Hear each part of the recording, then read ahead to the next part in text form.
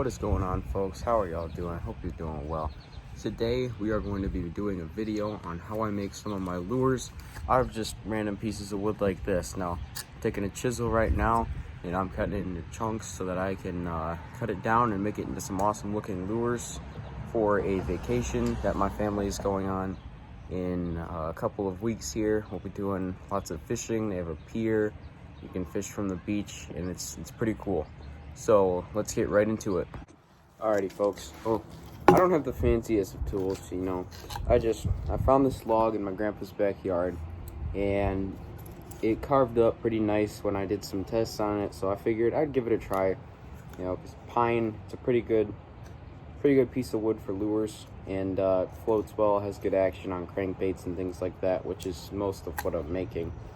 So what I do is I just take a chisel and I find a good crack down the middle of the piece of wood, and I just hammer away at it for a while until I can get it to split. This piece is being a little stubborn, but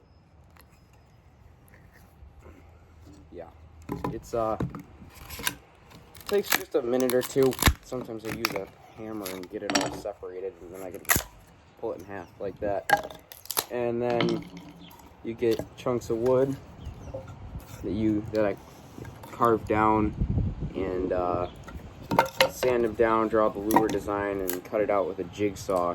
And then they're all good to make lures. They're nice and easy to carve. It doesn't split funny. It doesn't do any of the weird stuff that store-bought wood would usually do. The next step we need to do is we need to take a knife and we have to carve this down into a rectangular shape. As you can see right now, it's sort of like a trapezoid. These pieces, they're not right for making a lure, so I'm gonna carve these down. All right, folks, you don't need to go too crazy with this step. I'm just taking a knife and my chunk of wood here, and all I'm doing is I'm carving it down into a rectangular shape so I can design the lure how I need to. Now, what you just want to get it as rectangular as you can, or square, however you're making your lure. So like if you're making a round lure, like this popper I made a few years back, it wasn't my best work, but you can cut your piece that you're gonna do with your lure, and then you can just carve it into a spherical shape or a cylindrical shape, something like this. That's how I've had the most success with making lures with a more round profile. Like I made a popper the other day, and instead of using a round piece of wood like I did with this one, I took a rectangular shape and just rounded it off, and it didn't have the same profile as this one, and it didn't work out the same. It still worked, but if you're making a rounder bait, I recommend using a piece of wood that's somewhat cylindrical like this, or you can carve a piece of wood that's cylindrical like that. But for now, all I'm doing is I'm just gonna carve this down. It's being a little difficult. This knife isn't very sharp. Just carve it down until I get a nice rectangular shape. I might have to use a different knife. 1 second. Just get it nice and square. It doesn't have to be perfect. You can always fix that when you're actually making the lure. I like to get it as rectangular or square as I can beforehand, so that I can save myself some time and frustration when I'm actually making the lure. And you can see it's starting to get there. Okay, so as you all can see, I got that wood to about the perfect square shape. The only thing that's wrong with this is that it has this big dent right here, and that's preventing it from really being a good square. So what I'm gonna do next, instead of going right to the sanding, is I'm gonna take this and I'm gonna saw it down with a handsaw until it's like, so I'll get a little chunk here, I'll cut it right here, and then I'll cut it off here just below where this piece is, so it'll be nice and flat, and I can then sand it down and start drawing out the lure.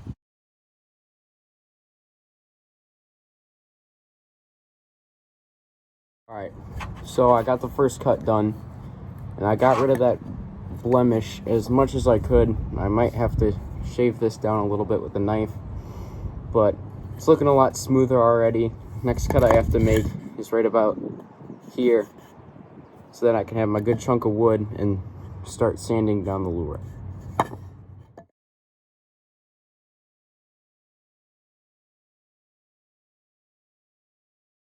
I finished the second cut. It's looking pretty good now. It's got to get a little sanded down, make it nice and clean. The cuts weren't exactly perfect, but I mean, it's the best I could do on a not perfectly square piece of wood on a handsaw. So that's why power tools are here. We can fix that up pretty easily, but it's coming along pretty good. Carved down that piece of wood a little bit more. Got it looking quite a bit more square, but it's the best I'm gonna get it. So now I'm gonna start sanding it down to getting it nice and smooth so that I can draw out the lure without having any problems. I'm just gonna be using a piece of 220 grit sandpaper on a disc sander, and I'm just gonna try and get it as smooth as I can.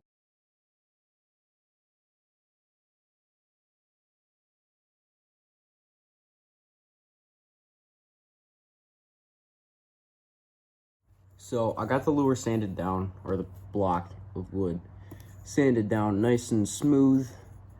So next we can move on to drawing out the shape of the lure, which in this case is, I think this one's gonna be a mud minnow imitation.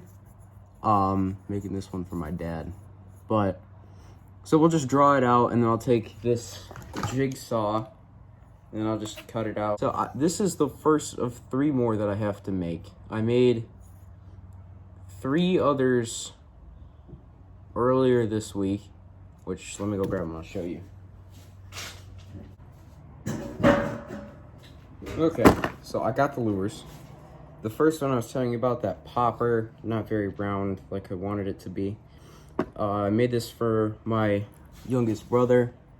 He calls it the meatball because it's kind of like this. It looks more like a sausage to me, but did what he wanted me to. Put some octopus hooks on there and painted it orange, silver gills, eyes, silver mouth. Works pretty good. It's a good popping action.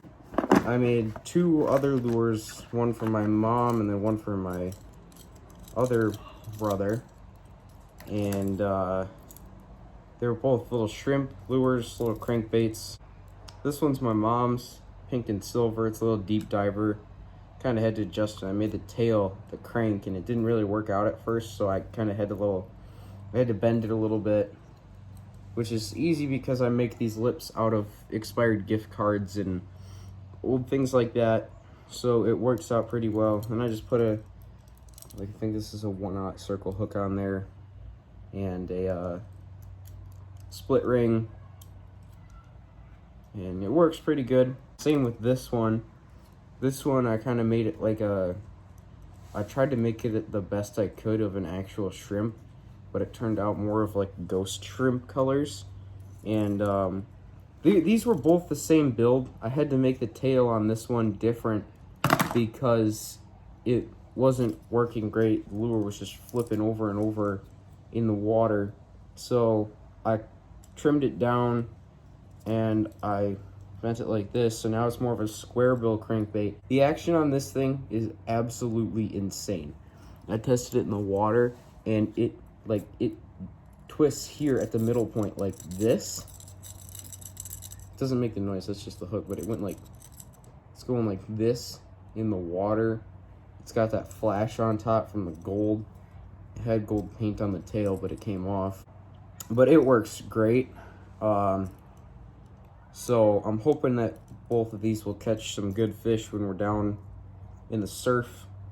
But yeah, those are the 3 lures I've made. But then the last one I have to make is called the green bean, which my cousin designed. It's like this, like the meatball that I showed you. It's like this one, but instead of just being like this, it curves down So it has a tail. So I'm gonna make it kind of like a walking bait slash popper type of thing. Pins for him. Here's the green bean. That's the drum that my brother designed. He wants it to look like a red drum, but it's more of like a Spanish mackerel. And then here's that meatball. But then here's the mud minnow imitation that I'll be doing. It's gonna have a little crank. I might not do 2 hooks just because of my lack of split rings, but I guess we'll see. And yeah, and then I'm just gonna paint it like little bloody gills, and we'll have that joint right there, and bloody gills, and a little lip, so it'll be like a crankbait sort of. I had to redo a lot of these because of that old crappy store-bought wood that I was telling you about. It's the same stuff that this walking bait is made out of. It's this stuff right here. This I tried to make a injection mold out of, but it didn't work. But this stuff, when you carve it one way and it carves fine. You carve it the other way and it takes like a 1/2-inch chunk out of the wood. And so the carving it wasn't really the problem. When I cut it out and I tried to put the slot for the lip in the lure, it kind of just snapped off a giant chunk on the front of the lure. So I had to redo a lot of these, which is why, like, I got 2 of the shrimps done with this type of wood, but then it didn't really look like a shrimp, so I redid both of them. And then I made the meatball and the other shrimp, and now I have to make these other 3, which is gonna be fun. Because we're already halfway done with this one. So I'm gonna get a permanent marker or a pencil or something. I'm gonna draw this out. I got the lure all drawn out. It'll be jointed in the middle here. I gotta draw the lip. It's gonna be like that. There'll be eyelet here and here, and then put a little bit of weight in the head, a little bit of weight in the back, just to sink those down a little bit so it goes like so. Here'll be the water. This will probably sit like right there, so that when it cranks it goes down, and then if you jerk it, it'll go like that. Float, bang, yeah. Now we have to cut it.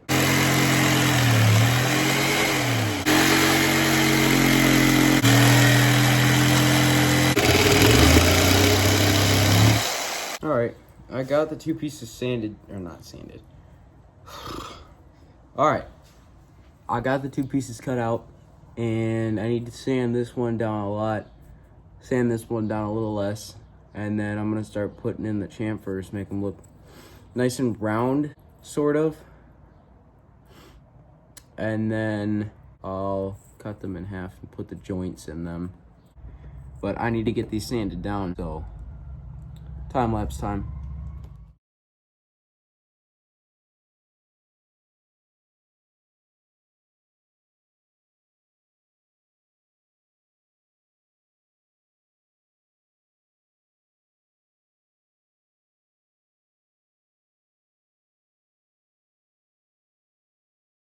Alright, so just finished sanding.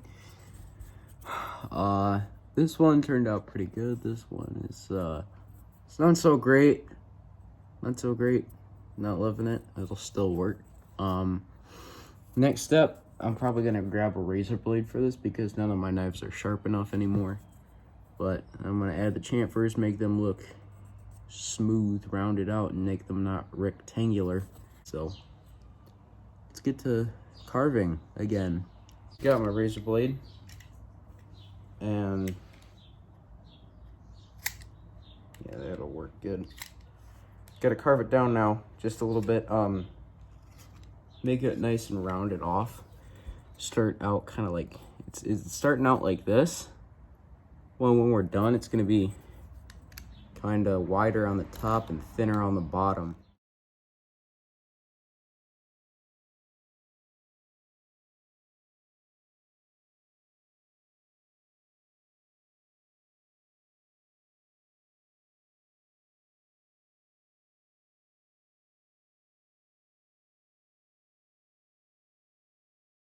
All right, got our chamfers done. I'm gonna sand it down make it a little bit smoother, because as you can see right now, it's not very smooth. But then after that, I gotta cut this in half and then start drilling some holes in it.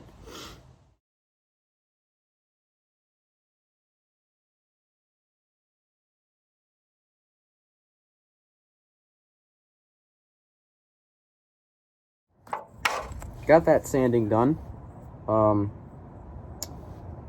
This one looks pretty good. This is that one that I drew. Like the side that I drew on, this one was the better of the two cuts with the hand saw and the jigsaw. Didn't look too sloppy. It was nice and clean. It's nice and round, and it's gonna be a pretty good lure. This one didn't turn out as great. It's got that weird hump in its back. The lip slot. It's kind of weird, and it's not as smooth. It'll still work. It's just not gonna look as clean. But what I got to do now is I got to take this one, and I have to probably take this saw. I don't want to use the big saw. This one's gonna rip it up and ruin it. But I got to take it and I got to chop it right at that line to give it its good little joint section. All right, so I cut it. It didn't turn out too smooth at the ends, but it's all right. I can just sand it out. I kind of have to bevel this anyway, so that. Wait a minute. Yeah. Okay. I gotta make sure I know which side is which, so I don't mess up the sides. But if I don't put the bevel there and the joints like this, it's just gonna click together and it won't get great action. It'll be sitting here kind of like that and then like that. But if I bevel it, it'll be able to turn more, so that when that crank, the lip is on there, it'll be going like this in the water, sort of. My friend was using a homemade lure like that the other day, and he caught a ton of fish on it. It was exactly pretty much what I'm making, but he caught a pike and like 3 bass on it. All right, now drilling these has got to be one of the most, like, the part where you can mess up the most when you're drilling the holes for the weight. If you're using those big drill bits, like 1/4 inch, 3/8 inch, that type of stuff. Some of them, most of what I use is like the thickness of this glue stick right here, and that's like, compared to this lure, that's almost like, that's about half of the lure width. So if you mess it up, you like, if you start drilling and it gets off to the side even a little bit, you could end up drilling out the side of the lure. If you're not careful, you could drill right through the top, which, I mean, that's fixable. It's just a pain in the butt. And then you could end up not drilling the right distance. You could end up drilling too much and then have air pockets in there. So all that weight you add, all the weight you add would be completely, like, it'd be canceled out by all the air of not drilling it enough.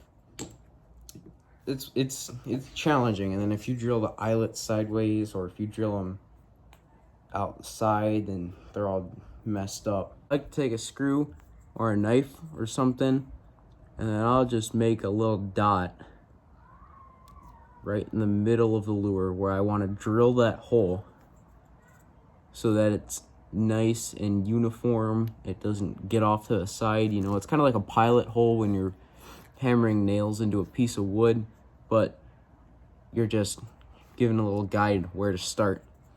That way it doesn't mess up or get ruined, anything unwanted like that, you know. I'll do a time lapse of drilling these holes.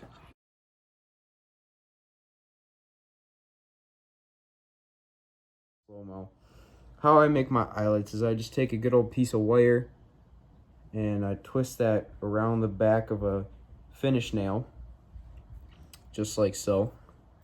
And I'll grab the nail, pinch it right at where I cross those 2 pieces of wire, and I twist the nail while holding these 2 pieces of the 2 ends of the wire even with each other so that it's a nice clean spiral all the way down. And you want it to be like that because you want to make sure that you're twisting it like that, because sometimes it'll end up like this piece right here, and you'll be twisting it and it'll get really thick on the way down, and that's a problem because then you'll end up not being able to fit it into the hole of the that you drilled in your lure. This drill bit that I use is a little small, so I kind of have to twist these eyelets into it like a screw, which makes it a little difficult to get it in there, but not impossible. And then you end up getting it like that. This is where I'm going to connect the other eyelet so that I can have this joint here going like this, which I'm going to end up doing after. Actually, you know what? What the heck is that? Is that a horsefly?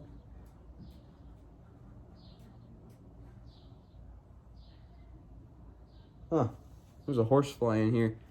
Probably saw it bouncing around on the ceiling somewhere on its video, but I'm gonna have to drill the weight holes with these two pieces connected, which isn't really a big problem now. I say that now, but it probably will be when I'm doing it.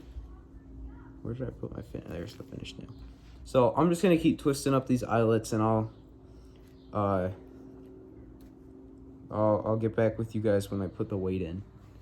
Got the weight in right there. Now I'm gonna start gluing some stuff down. I'm gonna have to grab some baking soda or powder, I don't remember which one. And then I gotta seal these two holes right here. First things first, I'm gonna glue this in.